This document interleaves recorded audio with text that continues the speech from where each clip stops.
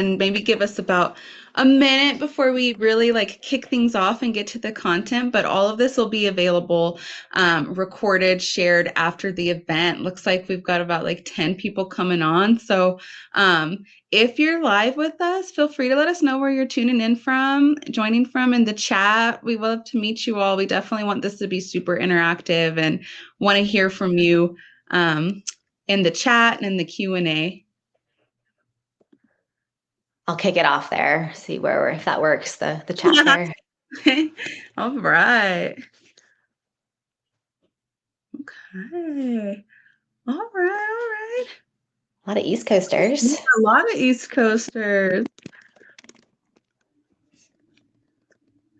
Kendall and I in the Denver, Colorado area. Michigan. I don't know, Kendall, you and I might be the only ones representing Southwest. Nice. Thanks, everyone. Yeah, and like I said, feel free throughout the entire conversation with Kathryn and I. Send anything you like through the chat, comments, questions. There's a specific section also for Q&A, but yeah, just want to hear from you all. That's what makes these therapy sessions so great, is the participation from you all, and your participation with Kathryn, our guest speaker. You also have the option to direct message myself, Kathryn, anyone that's on the webinar today. And you'll also have the option to download some documents and view URLs to some docs that we've shared that's relevant to some of the stuff that we'll be talking about, and also just super helpful for anyone in an enablement position. So feel free to check out those documents throughout the webinar. And then following the webinar, we'll be sharing resources and, of course, the recording with you all as well. So you can keep a lookout for that email following today's session. All right. With that, I'm going to go ahead and kick things off. I'll really quickly just go through some housekeeping things, which I kind of already noted anyways. But today's session, we thought, prepping for end of year. I think that's where everyone is right now, is sort of end of year planning and success. And so the focus of today's session is reflection and recharging and realign for end of year success. I am the director of demand generation at Speckit. And so I help lead all of these webinars, and it's really fun to be able to participate with our speakers because I'm not the enablement champion here at Speckit. So I learn a lot. It gives me a lot of insight on the challenges that you all are facing and how myself and marketing and the team can work better alongside our enablement partners. But I gave away some of the housekeeping notes already. Just another thing, you all should be muted throughout the webinar, so you don't have to worry about that, as well as camera on or camera off, so you don't have to worry about that as well. We will have a poll towards the end of the webinar, and we always randomly select a winner from anyone who's entered that poll for some fun giveaways. And with that, I'm going to go ahead and hand it over to our speaker to introduce herself, but do want to add a little icebreaker question in that introduction. It's something that I ask all of our guests. When you were a kid, what did you want to be when you grew up? So with that, I'll hand it over to you, Kathryn. Oh, I love that. I've actually used that question in some of our new hire onboarding icebreakers. So for me, I came from the DC area, and my dream job as a kid was to be the voice of the metro. That would literally be doors opening, next stop, Woodley Park Zoo, doors closing. So that was at least 10 years of my childhood is wanting to be that voice. So I did not do that, but I'm in enablement now, so I do have a lot of talking in my but no, I'm super excited to be here, and I appreciate just the extension of the invite, Angela. And I love the fact that we have a forum for this community to have a therapy session. I think we all need it in our incredibly busy day-to-days. So I'm excited to hear from you all, and would love to keep this as interactive as possible, as Angela mentioned. But my background, so I have been in enablement for over 15 years now. I've always been in the field of adult education. education since college, pretty much. I have worked in financial nonprofits. I worked in legal at big law firms in DC, running continuing legal education and professional development for attorneys. And it was there that I started a master's program, which was kind of a part-time program on adult education. So did that part-time in DC while I was at the law firm. The in-person component of that program was in Raleigh, North Carolina. So we ended up moving down there for both my program and my husband's at the time.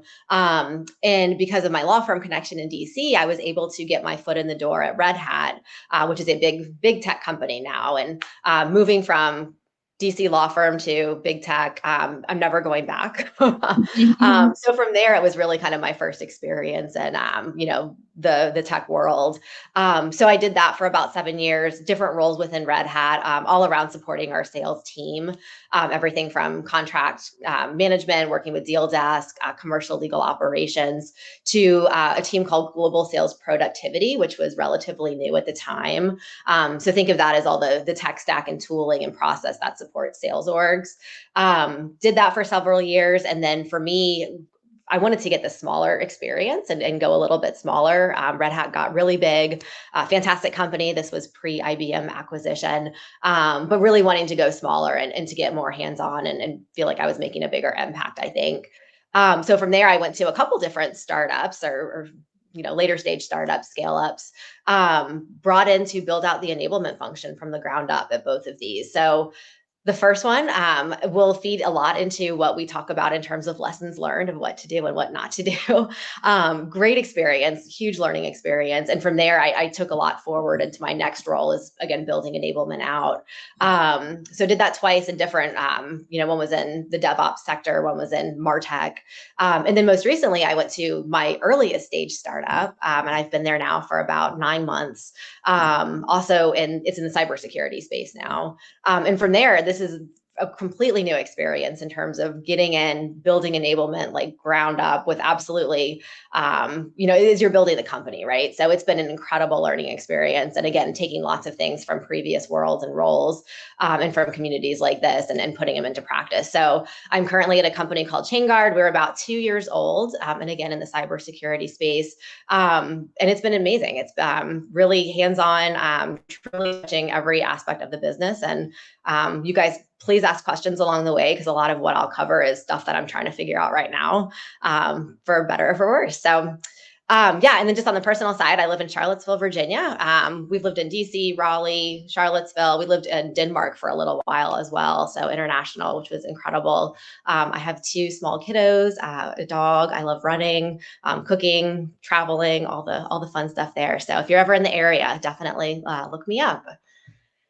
Amazing. Thank you for that introduction and sharing a little bit about your personal side and your life and your story. We were just chatting before we kicked things off about how funny it is. Our mascots or our logos are both octopuses, octopi. Yeah.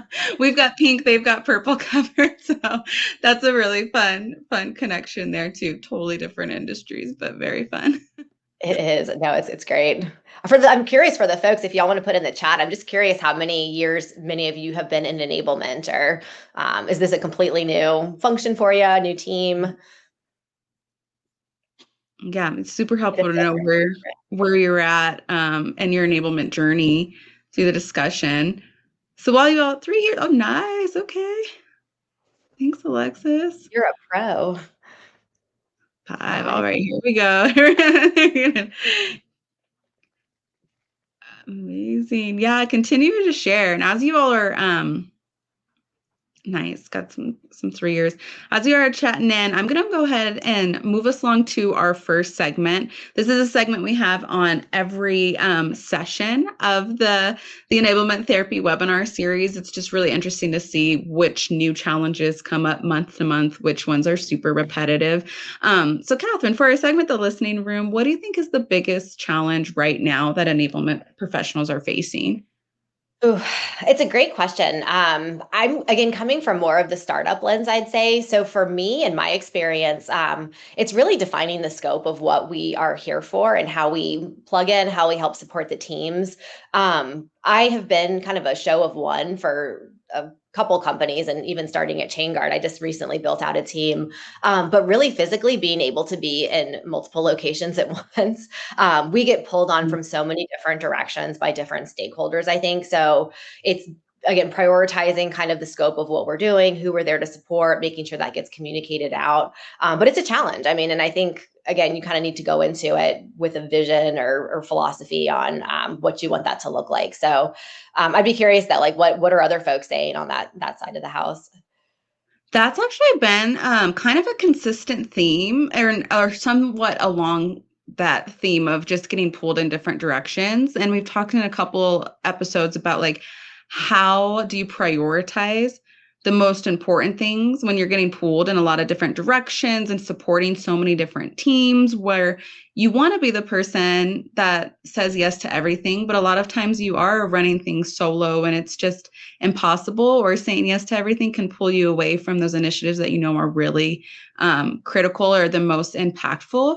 So I'm curious too, because it's come up, like, what in your various roles, what have you done to make sure that you can prioritize the most important or impactful things? Yeah, I like Nina's comment over here, setting priorities and saying no nicely, because I think that is part of it. It's learning how to push back or say no. And I think the closer you're aligned to leadership on what are those key priorities and objectives, at the company level as well as at the sales org level, go to market level, the more power you have to say no. So I've been fortunate. I think the last two jobs I've had, like, we've shifted to an MBO model for how we're measuring goals and company performance. So being able to align specifically to what MBOs are being rolled out. For me, it's usually like 2 to 3 priorities per quarter, and it's really concrete and specific on what those things are.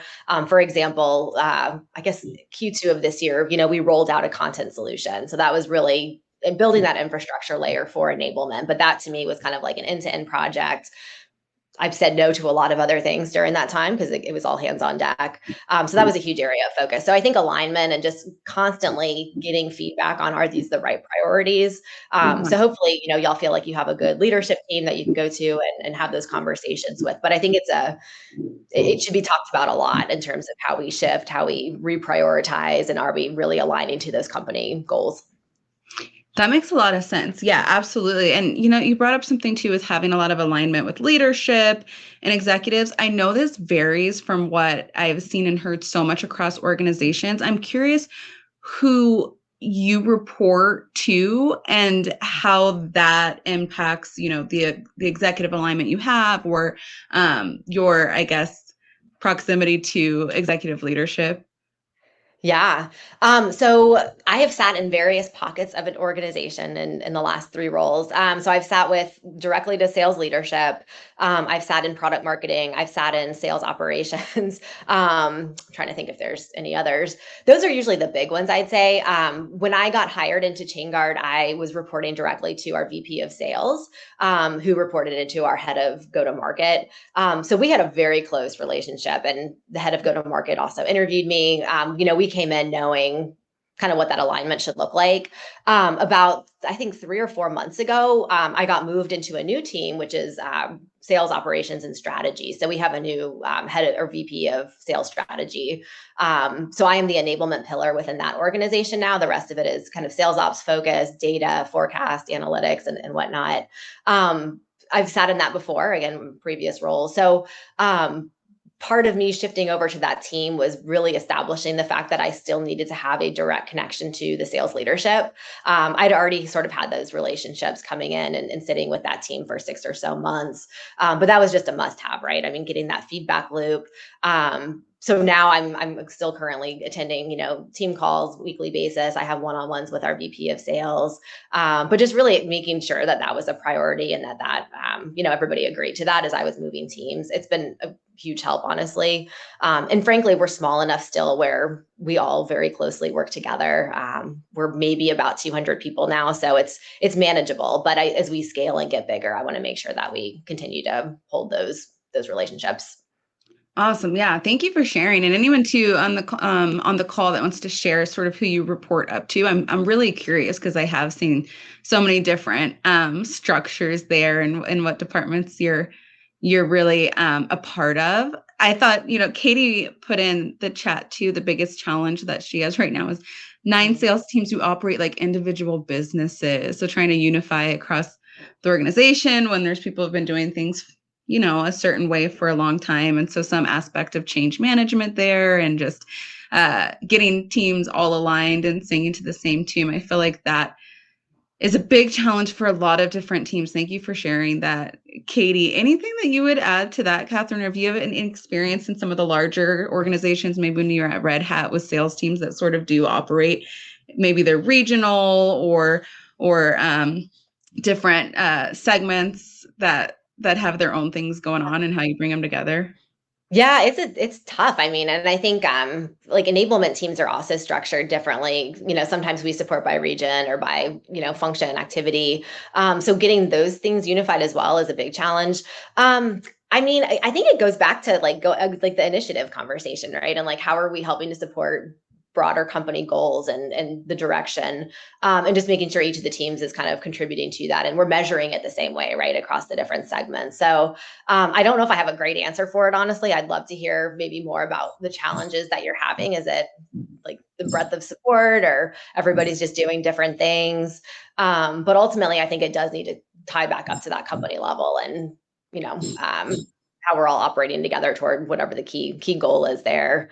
And at the same time too, and I think with regional differences, like, and sometimes you just have to embrace the fact that they're going to be different. And if I say one of my dues is like, if it's not broken, don't fix it. So if things are working well, maybe it doesn't make sense to touch it for now, but keep a pulse on it. And if there's a way to tie things back in the future, have that conversation when it makes sense. I love that. Yeah, thanks for offering some input there. And that, talking about the do's and don'ts, we'll go ahead and move on to our next segment so we can get into to some of those things, but now getting into our reflection and then how we integrate those learnings. Kathryn's going to share some of the top enablement do's and don'ts that she's learned throughout her long career in enablement. Yeah, I had fun with this actually, because most of these were learned very much the hard way. So I would love to hear in the chat too, like what resonates with you. Have you had these same issues? And I'll talk through each of them, kind of briefly, and hopefully share some not so embarrassing stories about how they came up. But the first one though, I think is a do, and this is, I've seen this in all of my roles, especially as I'm coming in really responsible for building out a new function. It's like you have to come to the table with your opinion or philosophy. And we specifically call out philosophy a lot at Chainguard. So what does enablement mean to you? How do you define that? Who will you be working with? What are your objectives? What are things that you've learned along the way that you're not going to replicate? So for me, a couple of my philosophies I'll share. One's actually listed here is plan 95% and then show up ready to troubleshoot. So this is a little bit more specific to events and planning. And, we've got a massive new hire training we're rolling out for the first time next week. We have company-wide summits, sales kickoffs, of course. It's like you plan the heck out of 95% of it, and then you just show up and you roll with it, right? Stuff's going to change. Things are going to break. Speakers won't show up. So you have to be adaptable and ready to troubleshoot. So that's a big thing for me. And I share that a lot with my team too, is, you can't plan for everything. So just be okay with that. Another one that I feel strongly about is not everything that needs to be communicated or informed upon needs to be deeply trained upon. Just being really specific about where you go deep on training and certification, and prioritizing that for the teams that you're supporting. I think a lot of times we know they get hit with a lot of noise, right? So just being really purposeful about, hey, this is purely informational and awareness driven. And then this is where we're really going to dive in and go deep. We'll have multiple trainings, a certification, et cetera. So I think that coming to the table again with your approach to things like that is incredibly helpful. And also as you're progressing your career, I think you will develop your own opinions once you get more experience, like figure out what your philosophies are and be ready to communicate those out. Showcasing your work. So again, we work so much behind the scenes, like you're talking about with 9 different teams that you're helping to support. Make sure that you're showcasing your work, whether that's like a weekly digest or just a quarterly readout. I don't think we get a lot of credit for the stuff that we do sometimes. And again, people don't necessarily understand what enablement always means. So document it, make sure that you're sharing that out and sharing that up. Talked about the 95% one. Product marketing. So I saw someone in the chat used to sit in marketing. Always best friends. Product marketing is probably my biggest ally in every role I've had. I'd say product marketing, sales engineering, and sales leadership are the top three collaborators that I always try to make super strong relationships with. Product marketing, hand in hand, everything that they're working on will need to be touched by enablement and roll when it comes to rollout time. So the earlier you can build that trust, build those relationships, the better off you'll be. Moving quickly. So again, this is not specific to startup world, but definitely in startup world, you got to be able to move quickly and adapt. And again, reprioritizing on a regular basis, like we talked about earlier. Letting the tools work for you. So there are some fantastic tools out there. Speckit is a great one. Help them, bring them in and let them do the work for you. Wherever you can automate, I encourage you to do so. It's going to make your life that much easier. And we'll talk a little bit about that when we get into the data segment. And then I also am a firm believer, and maybe this is a philosophy, but it's like you got to make the reps work for it. I think, you can roll out fantastic content, assets, training, but they need to be empowered to figure a lot of this stuff out themselves in terms of how they're finding that information, how they're using it. So I wouldn't spoon feed them. I think accountability is a huge factor for what I do and how I run my business. So make it easy for them to work for it, but they should also take the initiative to do it themselves, I think. So I'm going to pause there. Any questions, or like, does this make sense for folks? Anyone else experiencing these things? Yeah, let us know what you think about that. I think these are all great dues. You mentioned this too for like anyone in their career, whether they're trying to figure out some things early on or, they're making some shifts in their career. So much of this is applicable to things and so many other roles too. And just making sure, you're showcasing your work, you have an opinion about things. So many different areas of the organization. Work closely with product marketing teams. I know myself too, and marketing and demand gen, like they're so closely tied to the things that we do. And so making a BF with them and then making BFFs just across the organization, I think is so critical, especially if you are a team of one, and just making sure you get that visibility in front of the right people and that you're being an ally to your organization and the other functions that are there. Yeah. And that ties in directly to my first don't think you can do it alone, because you don't need to. You shouldn't have to. And if you feel like you are going at it alone, then there's so many resources, even outside of your current companies, of ways that you can bring in additional thought leadership perspectives.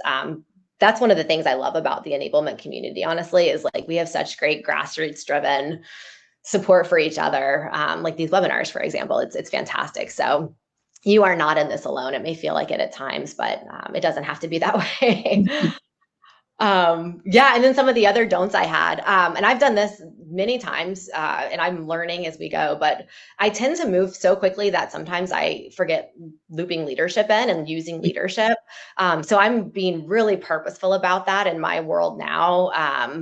I'd have kickoffs, for example, where I didn't have a leader panel, or I didn't leverage them in ways I should. And frankly, I think for them, it gives them great thought leadership and visibility across their teams, but it's also helpful to you, right? So wherever you can, bring leadership in, whether it's validating content, facilitating sessions, and you can position it as like, this is a great visibility opportunity for you all to showcase your expertise and talent as well. So that is one I did learn the hard way, and it's come back to bite me a couple times, but I'm being really purposeful about not forgetting to loop them in at these stages now. Waiting for perfection. So again, moving quickly, like not everything has to be absolutely perfect. We refine, we adapt, we have to be agile in what we do. And again, that goes back to constantly reprioritizing. And that's been a challenge for me too, honestly. I come from a perfectionist, mindset, college student, whatever. So that's been a very much of a learning curve, and I'm still not totally comfortable with it, but it's a work in progress. So, over enable and over engineer. So don't do these things. Again, like if it's not broken, you don't have to fix it, right? I think one of the things I'm really mindful of right now is, the reps who are superstars, let them do what they're doing. Like, you don't have to spend your time on them. You need to focus on the folks who are maybe that next level down. Keep things simple. Again, simple for you, on the back end. Don't overcomplicate things in terms of creating new programming.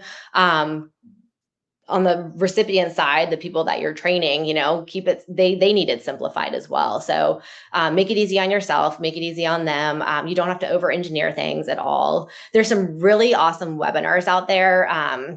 Like on just from sales leadership on what's effective for their teams. So I know, like, the first management one, Modern Sales Pros, I listen to those. And again, really it goes back to just kind of keeping things super simple. So just keeping that in the back of your head, I think is helpful. And then don't undervalue over communication. So again, going back to documenting our work, showcasing what we do, there is a huge change management aspect to what we do. So making sure that you are thinking about how you communicate from all angles. Again, I think it's people need to hear things 7 times before it's committed to memory. So thinking through different communication strategies, again, as you're developing programming content, whatever it might be, over communicating expectations, who's involved in this, again, so that you could help hold the different teams accountable. I just think communication is absolutely critical to what we're doing, and you can't do enough of it. So the transparency piece is big. But yeah, Angela, any thoughts there? Yeah, I mean, so much goodness here again, like so many don'ts that I think resonate with myself in my role and probably others too. Even the undervalue over communication, I think that is one that I'm still learning and learned the hard way as well.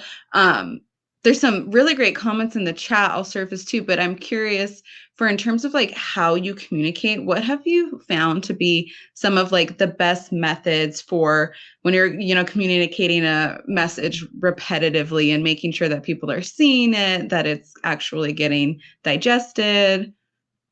Yeah, it's I think every role I've had, I've done some version of a newsletter, end of the week digest usually, where I am pulling in sort of the top, I don't know, 10 things or 8 things from the week, before.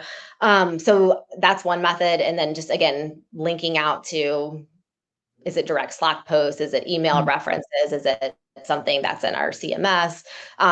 Pushing them to the link so that they can then go find it themselves. Again, going back to making them work for it. So Digest has been super effective. We currently have a weekly kind of all sales forum where, again, it's half informational, half training, always with kind of the underlying theme of connection as well across the team. So that is another good point of reinforcement for just anything that's super timely that the reps need to be aware of, events coming up, webinars, new product updates, information. So the first half of that call is really dedicated to, again, awareness type content. And then if you go deeper, I'm thinking specifically of events and event prep, for example. I would announce that on the Wednesday call, replicate it and reference it on the Wednesday or the end of week digest. And then at the team level trainings and sessions the following week, join those. And then that's where you would tend to go deeper on like, what does that execution actually look like? So I think there's always a combination of like the real time, the reminders, reinforcement, the self-serve. And again, like if there's something they need to go back and reference, it's kind of like a push-pull. So do it all. I would say where you can do it all, because they're going to need to hear it over and over again. Thank you. Yeah, no, I love that. And I think too, up in the comments, Jessica had mentioned always having a leader kickoff training for like new functionality, especially if it's new. So I love that tip too, like splitting apart, like how I'm going to communicate to leadership versus like the broader group and what that looks like. There's been some great comments here. Katie mentioned it's easy to get caught up in just doing the work versus sharing the results. I can totally resonate that and love the progress over perfection note she mentioned. And I think that's hard too when you're doing so much in enablement. Like your hands are in so many different places. There's so much going on at once. So it probably really is easy just to move on to the next thing, check it off, get it done, versus then the part that, Kathryn, to your point, really matters is showcasing it and making sure that others are seeing all of the work that you're doing. That's a good call out right there. And it kind of goes back to the big challenges we talked about earlier. We are spread so thin. And I know for me in my past, it's like you don't feel like you're ever doing a good job on anything because you are doing so many things. So I think, again, like if we think back to prioritization and like focusing on the top 3 or 4 things like per quarter, per half the year, I mean, you're going to feel a lot more satisfied, I think, if you are able to go deep and like really own and see success in a couple of key objectives, versus feeling so spread out where you are strapped, you don't have time, you burn out, right? So Mm. I think I like that there. Good call out. Love that too. And Nina had a great call out too about leveraging the superstars. So those ones that you don't want to fix because it's not broken. So don't waste your time there. But using them and pulling them in to help get adoption and reinforce what good might look like. And I think we all know those reps that they might have a good way of doing things, but it might not be the way that you want new reps to maybe replicate their behaviors. But there's always probably some goodness and something that they can share. And I know you mentioned that like connection piece in your weekly meetings, mostly just like make that connection. And so they're adopting from an actual rep versus enablement. I don't know if you have anything to add to that. No, I love that. And that's actually something we're building a lot into our new hire programming is just giving the new hires an opportunity to like have an hour with one of our top performers. And we leave the room, honestly, and they can just kind of grill them and ask them about what's working, like what does success look like for you? How did you get there? So I think that's fantastic. And definitely, using the behaviors, identifying the behaviors first of all, and then kind of backing into that and using reps themselves as examples. Again, I think to your point, Angela, like they'll get more out of hearing from their peers than they will from, us half the time, but creating forums and opportunity for those types of discussions. Absolutely. And I think like just the institutional knowledge share, like you can't underestimate that. And as you think through like programming and, kickoffs and new hire, whatever the events might be, just building in time for those types of organic conversations has been extremely effective in my experience too. So, and you don't have to do much, right? Like you just kind of give free time, and really like they will connect on their own, and the conversations they have there will just kind of carry them through to that next level of performance. I love that. That's a really hot tip for any like upcoming kickoffs or events that you're planning that kind of aligns to your, don't over enable or over engineer something like Yeah. just create some open time to chat and hear from their peers. I think that's a great use of time that probably as we're trying to like perfect the event and make everything so great in every session so valuable, we forget like how important that time is. Yeah. That's awesome. Awesome. Bye, Hi, Alexis. Alexis. Thank you for joining. Thanks for connecting. Love that. We will move on to segment 3, the goal and action planning, as we're talking about the sort of end of year success and data points and things that you can measure. This segment is all about what you can use to show your success, and if there are any tips on being a data rock star and things in your reporting.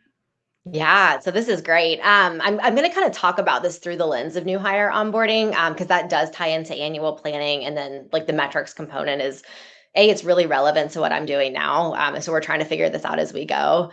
But I will preface this by saying I am not a data person at all. That is just far from how my brain processes information. So for me, I've had to be very purposeful about thinking ahead, identifying the metrics, thinking through how we're going to report on them.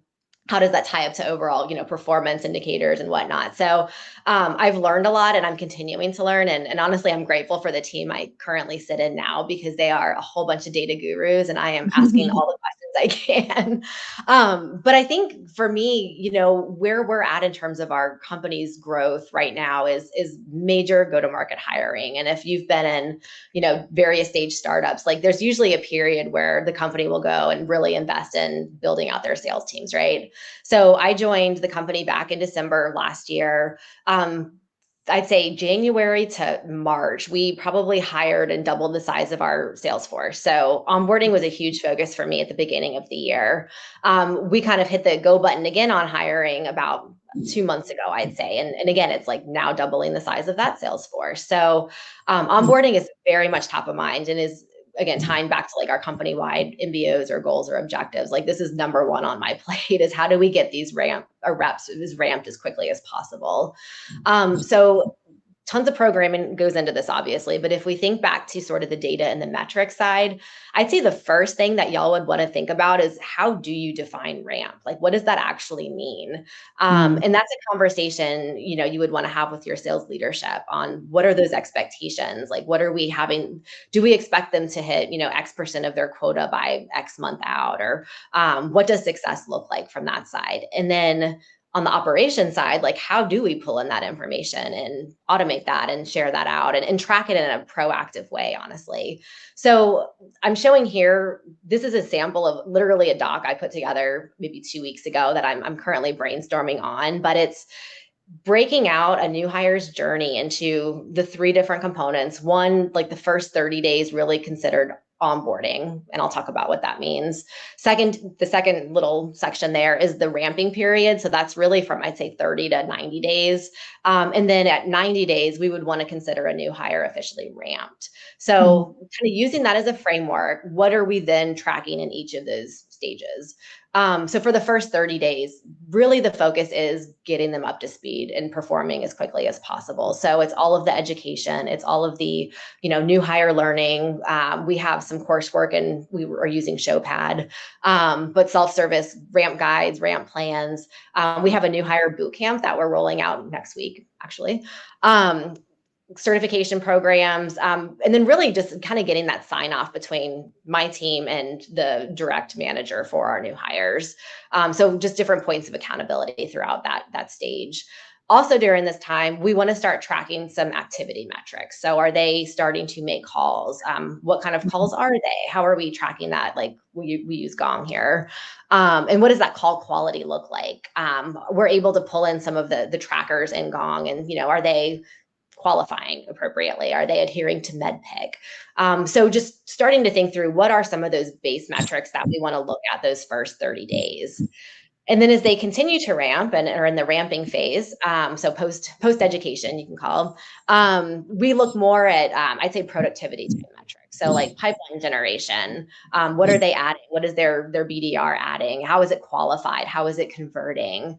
So there's sort of that component, the pipeline piece. And then there's also, again, different activity metrics that we're looking at. And for here, I'd say it is not just like volume in terms of activity metrics, but it's also going to be, are they having the right number of conversations with the right people? So bringing in, your personas, the target audience, are they talking about our key use cases? So it gets a little bit more, I'd say, granular on like the messaging side.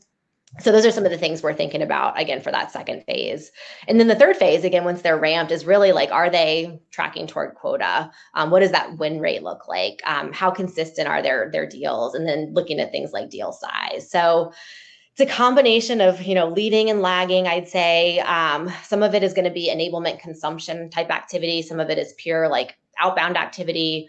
Some of it is going to be, again, tied to like overall performance and how are they progressing deals and what does that look like? So the challenge now is to figure out what does good look like. I think that's the next thing that we're going to be focusing on, like based on the 2 years that we've been around, what are we learning? What do we define as a successful, like total calls, for example, like what do we want that to look like? And, to define sort of that baseline. And then also just figuring out where this data lives and how can we pull it in an automated way to help visualize it for our sales leaders. Because I think part of our roles here at Enablement is really like we're aggregators of information, right? So we can pull in some fantastic data. How can we make it consumable and share that out with our leadership so that they can then coach to it? So again, putting sort of the onus on them to take your insights and act on them, I think is great.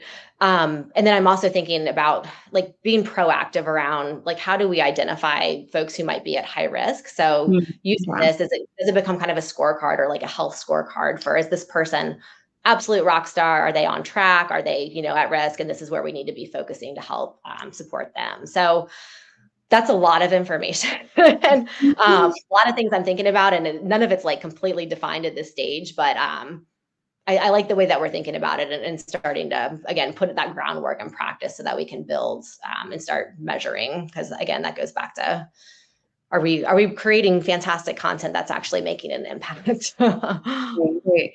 I love Yeah. this. And I know it's so hard, like you mentioned too, when you're trying to set the target, but you're not entirely sure what the target is yet because you're gathering that data from the two, not only just the 2 years, but just the short time period that your sales reps have actually started to grow and the sales team's growing, so you can get more of that data.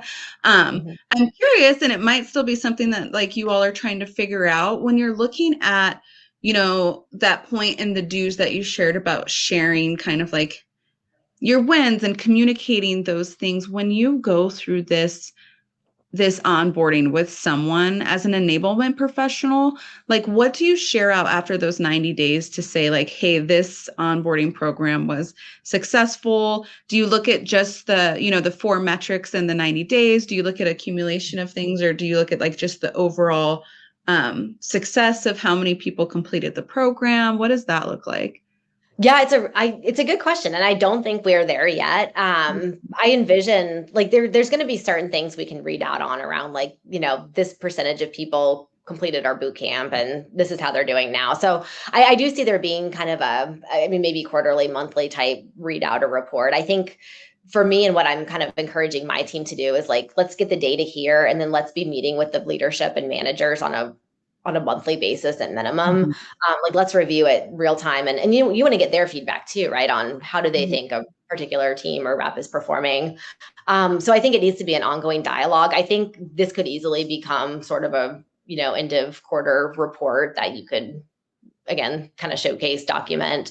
But it's a good question. I don't think we have figured that out yet, Angela.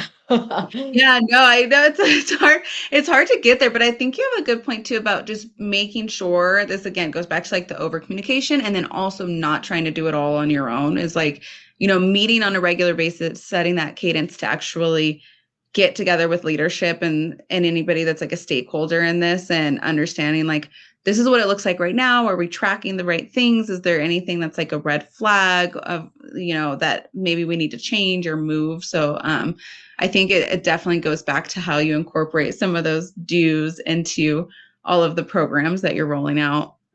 Yeah, and I mean, I think again, it will iterate, it'll evolve, I'm sure, as we're going to be getting more data and segmenting business in different ways, and like our hiring profile changes. I think it will certainly evolve, but getting sort of that infrastructure built is kind of step one of figuring out what is it that you want to be measuring. And then I think too, like with leadership, again, I'm fortunate with sitting in sales ops and strategy. It's like, how can we prioritize which metrics are going to drive the most impact? Like, what do we really want to be focusing on? So I think to me, this list is way too big. So I think we'll be narrowing this down for sure into the things that we know are really going to drive like ultimate company performance. So tying as closely into that as possible. We can track enablement consumption left and right, but is that really a good indicator for overall whatever, pipeline generation or whatnot? So I think it's just there's a lot of variables. So just keeping it simple and thinking through what's going to drive the most impact is super helpful. I love that. And I think this is such a great like foundation that you shared. Like I said, we'll be sharing this information after the webinar, but something good to screenshot because just the way that's broken down and the things that matter and measuring, like it's really good to set the foundation for someone who might not have all of the like you said, like fundamentals or foundations set for how they want to build out their onboarding or their ramping program. Love Yeah, I'm this. reading these comments here. No, I love the comments here in the chat. This is peer involvement. Yeah, that's a really good point. So like when people raise their hand and volunteer to help mentor or support other teams, I think that's a great one. Yeah. Yep. Especially when you don't have the data, right? Having something to share. Yep. Amazing. Okay, I'll keep us moving here. This has been great. As we're talking about onboarding and ramping new reps, and this kind of goes back to some of the nice tips that Nina's been sharing in the chat, but this segment's all about breaking the ice and your tips for successfully onboarding and ramping new reps that might be outside of sort of the build and the data and the build of the program that you shared in the previous segment. Yeah, there's so many tips I think I've learned over the years. And I have done like full company onboarding, sales team onboarding, go-to-market onboarding. So it depends on your audience, I think, but I think at minimum, like having the ability for self-serve content as well as the live human touch points is probably my biggest one, honestly. I think, it gets tricky because you'll maybe come across non-stacked start dates, for example. So it's like, you're going to have live programming once a month, once a quarter, whatever that looks like. Somebody starts, they're not going to get that for like 2 months. So what do you do with them? So it's like, you don't want to wait on anything. So I think having the ability to, create learning paths that are self-guided, self-service that they can get started on out of the gate. And those should be really around, again, like setting context, giving background on I tend to theme out my content on like company, on industry, on product, on sales skills, and on process. So I think tying content into those kind of 5 buckets and just, again, for like the context layer is super helpful as somebody's just starting off and getting their feet wet. But then on top of that, thinking through opportunities for human touch points. So live programming, whether it's in person or virtual, depending on your business, but bringing those reps in, those superstar reps, letting them, again, give them the forum to ask questions, bringing in SMEs as much as you can on the product side, on the sales engineering side. For example, we're rolling our new hire boot camp out next week, which is going to be a 3-day program of lots of content, but we're bringing in a ton of just SMEs across the board. So they're getting that expertise, but they're also just getting to know people across the organization, which is incredibly important for a new hire experience. So again, like self-serve content on top of the live programming that can take a variety of forms is a big one. I think, again, like having some kind of cumulative certification or assessment at the very end, tying it all together. And as we saw in the previous slide, I'm thinking through like at the end of those first 30 days, like let's synthesize it all together, bring it all together. And there's a few different ways I've done that in the past, whether it's mock presentations, panel presentations, deal reviews. There's a lot of different ways I think you could think about that.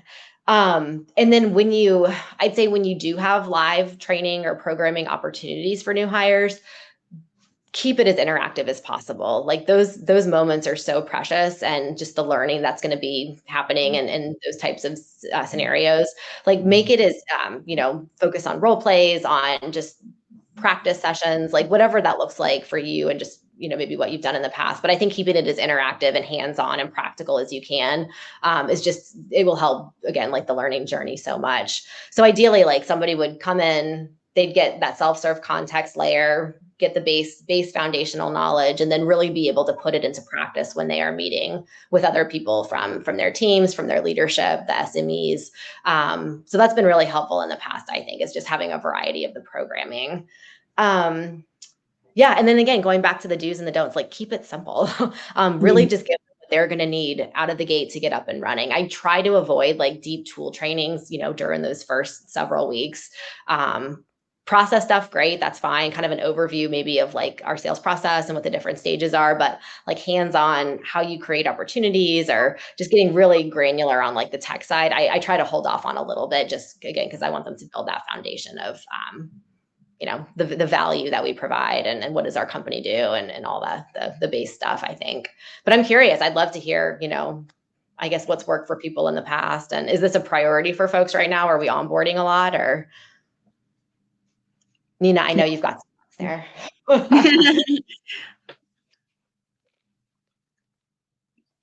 Love hearing the thing too.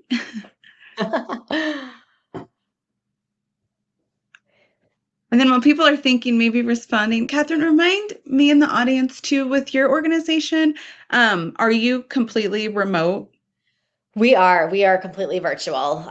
Started virtual, don't plan to, create an office, I don't believe anytime soon. So it's interesting. We have a fantastic culture, and we are currently bringing people together periodically throughout the year, which is, we can see the meaning of, like, it's incredibly meaningful when we're able to do that.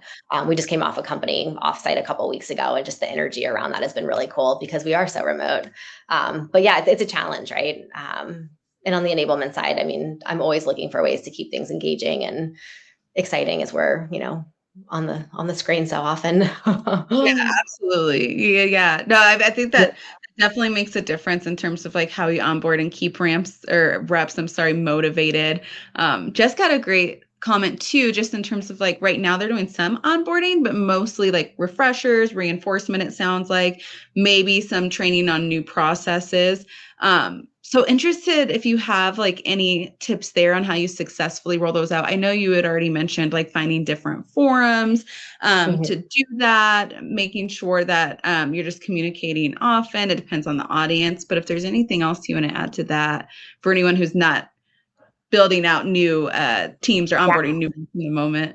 Yeah, what is actually a cool thing that we did, it was February, this past February, we had our first sales kickoff, which I had like maybe a month to plan after I joined. Yeah. And again, because we're so young, like we're just started, like we're creating a lot of this as we go and we're learning as we go. But one of the really neat things we did at kickoff, we basically dissected our sales process and we spent almost a day and a half or 2 days, literally like stage by stage.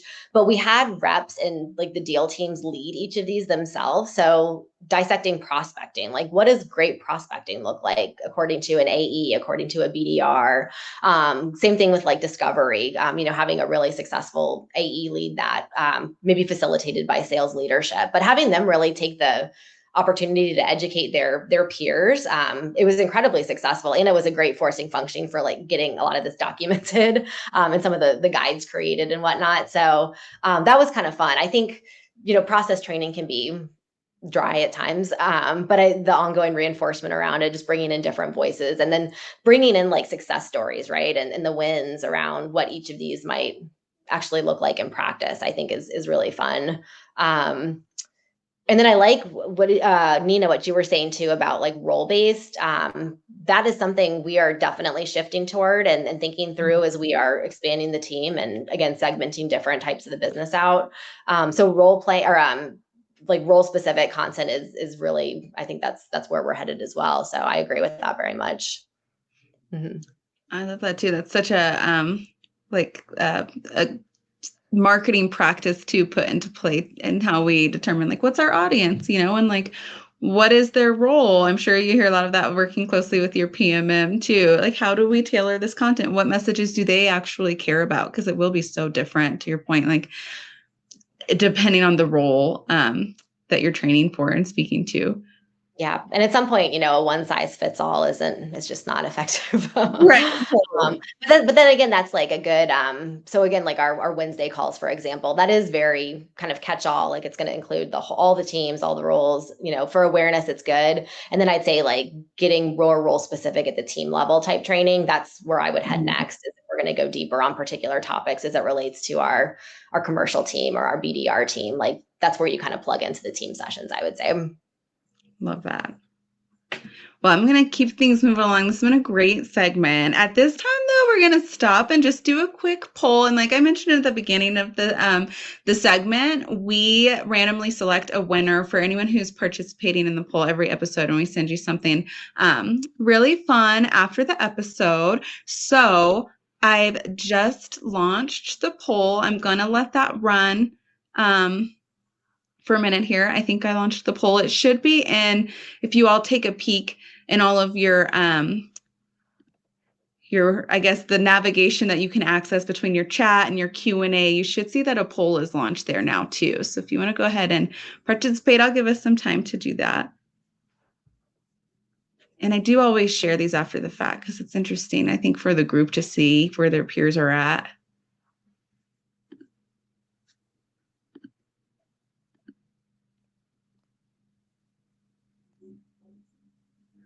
All right, I'm going to count down, give us maybe around 10 more seconds, and then I'm going to go ahead and close this poll and share it with you all. One time. See how this relates to some of the challenges that Kathryn mentioned at the beginning of the call. All right, I'm going to go ahead and share these results out, and then we'll close this poll up. Thank you for everyone who participated. All right. Looks like we've got a tie between tracking the meaningful data points for success. I think that's a challenge across the business. Oh, maybe that was the top challenge. I think we had some votes changed there, but for a while, for a second there, aligning goals with the sales teams and others seems to also be a pretty big challenge for you all. Amazing. Thank you for participating. Yeah, awesome. close that poll out. And then we are going to go ahead and end things off with a fun little segment that we like to call the power of pause. So Kathryn, would love to know, because enablement professionals are doing so much and you're pulled in so many different directions, working events in itself, you're probably putting in so many hours a day just to get events off the ground. So what are some of your favorite ways to unwind after a hard day? Oh, that's a great, I don't know. I'm thinking about it right now. Yes. Yeah. So for me, I'm like a big morning person, honestly. So for me, like I'm always exercising. Like I got to get my workout in the morning, like after the kids are off at school. At the end of the day, I mean, I am dog tired. So I think just like really putting my feet up, like relaxing, hanging out with the kids, like we'll watch TV, take a walk maybe. And then I am trying to like get into some of those mindfulness like apps, which I find really effective, honestly, if anyone's interested. But like, right before bedtime and stuff, just really unwinding, kind of clearing your head, decompressing, breathing. It's been really interesting kind of learning more about that. So, but yes, I highly recommend for everybody, focus on yourselves, de-stress, unwind, figure out what works for you, but it's super important. Love that. Yeah. And if anyone in the chat has any fun, I know sometimes we get some good tips on shows and things in the chat. So I love that. Oh yeah. A walk at the end of the day is such a nice way just to unwind, fresh air. Yeah. Just getting outside for sure. Getting away from your screen. It's so easy to stay there because you have so much to do and just get into the next thing and the next thing and the next thing. But just taking a step away for a moment, getting some good old fashioned fresh air is amazing.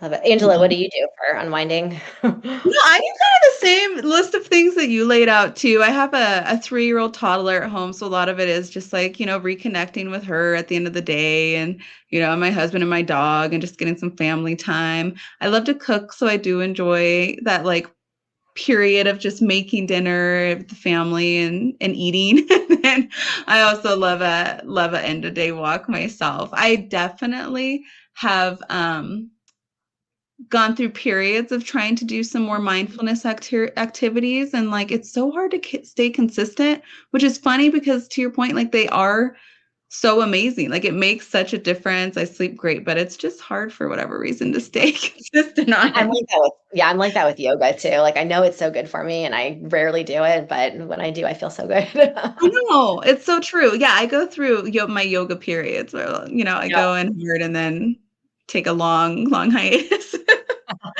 That's awesome. Thank you for sharing, Kathryn. And this segment's been so just like insightful, so many good tips. Thank you for the participation too from the audience. It's so great when you all interact with us and let us know what you have going on.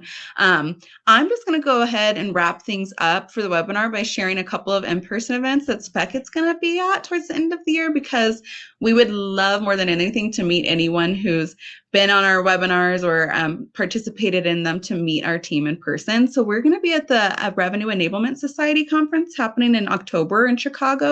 And then we're also going to be at the Sales Enablement Collectives Summit going on in Chicago as well in November. So if any of you are going to be at those events, make sure you stop by our booth. I think, just to plug Speckett really quick, a lot of the challenges and things that we talked about in today's call, Speckett offers so many great solutions for some of that reinforcement, sending notification, making sure you get the comms out to the right team at the right time, and making sure that sales reps have, everything that they need to be successful, and getting to put all your amazing content that you spend a lot of time creating, putting in a way that's really easy for sales reps to use and access. So with that, Kathryn, any other final notes from you? This was great. I just appreciate the opportunity and lovely to meet you all and chat with you guys. I think just keep these conversations going and know that we all have each other's back. So it's a great community. Let's keep in touch. And yeah, I wish you all the best of luck getting into the second half of the year and closing out the calendar year. Amazing. Thank you, Kathryn. It's been so great having you on the segment. And I really appreciate you taking time out of course, your busy day and enablement to talk with us and our audience. And again, thanks for all the participation, everyone. Hope to see you next month. We do put a new episode out every month, so keep a lookout for the next one. Awesome. Thanks, Angela. Thanks, everyone. Bye. Bye.